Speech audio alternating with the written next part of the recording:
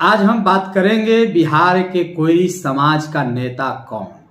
जी हाँ, आपको लग रहा होगा कि हम आज जाति पाति की बात करने बैठ गए हैं। बिल्कुल नहीं। जाति पाति की विचारधारा को मैं नहीं मानता हूं, न हमारा चैनल मानता है, लेकिन समाज के और बिहार की यह सच्चाई भी है। हम जाति के बिना एक समाज की कल्पना नहीं कर सकते हैं। आए दिन जाति की चर्चा इसलिए अहम हो गया क्योंकि बिहार सरकार अपने खर्चे पर जातीय जनगणना भी करा रही है। इसलिए अब हम नहीं समझते हैं कि किसी भी प्रकार के जाति पाति की बात कर और उसका उस समाज का एक रूपरेखा और आकलन कर आपके समक्ष रखा जाए तो इसमें कोई बड़ा अपराध है। हाँ, जातीयता करना अपराध है। जातीयता नहीं होनी चाहिए। जात पात की बात हो, सकारात्मक हो, भाईचारे के साथ हो, तो इसमें कोई गलती, कोई दोष भी नहीं है। खैर, मैं ज़्यादा समय आपका नहीं लूँगा।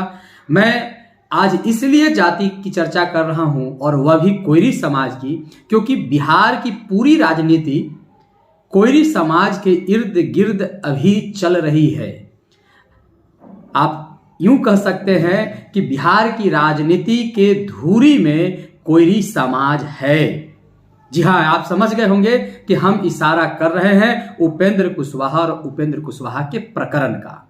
जिस तरह से जेडीयू में अपनी पार्टी को उपेंद्र कुशवाहा ने समाहित कर दिया, विलय कर दिया और उसके बाद उन्हें जेडीयू के संसदीय बोर्ड का अध्यक्ष बनाया गया।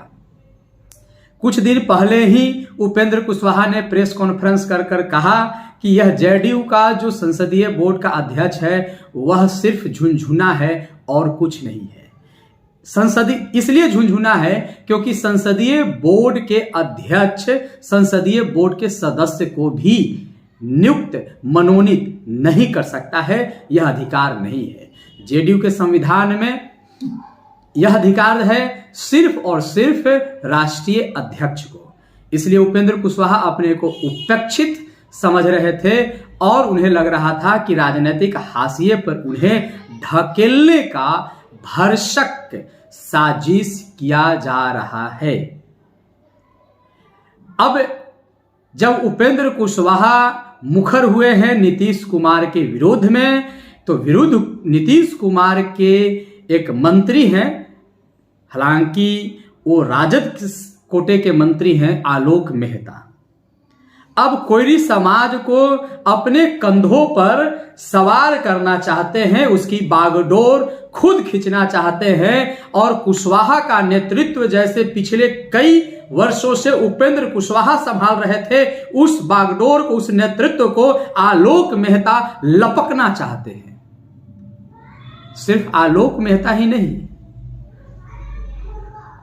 जी हां, बिहार के लेनिन कहे जाने वाले जगदेव बाबू के सुपुत्र नागमणि जी, जो पूर्व केंद्रीय मंत्री रह चुके हैं, आजकल वो भी एक्टिव हो गए।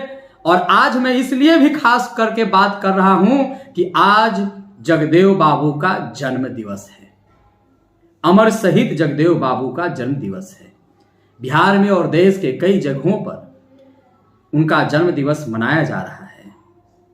एक छोटा नेता हैं, छोटा इसलिए मैं कह रहा हूं कि राजनीतिक हस्ती बहुत ज्यादा वह नहीं रखते हैं, उनका कोई निजी व्यक्तिगत कोई वजूद ज्यादा नहीं है। उमेश कुशवाहा की मैं बात कर रहा हूं, जो जेडीयू के नेता हैं। यह भी चाह रहे हैं कि हम कोयरी समाज को अपने तरफ आकर्षित करें और कोयरी का बेटा, कोयरी का नेता के रूप में हमारी भी पहचान बने।